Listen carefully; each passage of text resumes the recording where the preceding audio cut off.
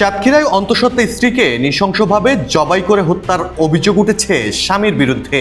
শনিবার গভীর রাতে ভোমরা স্থলবন্দর সংলগ্ন লক্ষ্মীদাড়িতে লোমহর্ষক এই হত্যাকাণ্ডটি ঘটে। নিহত গৃহবধূ তাসলিমা 2 সন্তানের জননী। তিনি দেভাটার উত্তর বহেরা গ্রামের নুরুজ্জামানের মেয়ে। ঘটনার পর থেকেই পলাতক রয়েছেন সন্দিগ্ধ হত্যাকারী ও তার স্বামী লক্ষ্মীদাড়ির লুৎফর রহমানের ছেলে সাদ্দাম হোসেন। নিহতের বাবা নুরুজ্জামান বলেন, যৌতুকের দাবি সহ বিভিন্ন বিষয়ে মাঝে মধ্যেই মেয়ে ও জামাতার মধ্যে দাম্পত্য কলহের সৃষ্টি হতো। স্বামীর নির্যাতন সহ্য করে 2টি সন্তানের মুখ চেয়ে সংসার করা তাসলিমা সবশেষ 5 মাসের অন্তঃসত্ত্বা ছিলেন। নিহতের মেয়ে সাদিয়া জানায়, মাঝরাতে ঘুমন্ত মাকে ডেকে পাশের ঘরে নিয়ে যায় বাবা। কিছুক্ষণ পর মায়ের চাপা আর্তনাদ শুনেছিলেন তিনি। সাতক্ষীরা সদর থানার ওসি মাসুদুর রহমান বলেন, পারিবারিক কলহের জেরেই হত্যাকাণ্ড ঘটেছে বলে প্রাথমিক ধারণা পুলিশের। পলাতক স্বামীকে গ্রেপ্তারে পুলিশের অভিযান চলছে।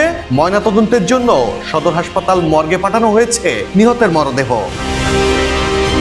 Mahmudul Hasan Shaon, green TV digital.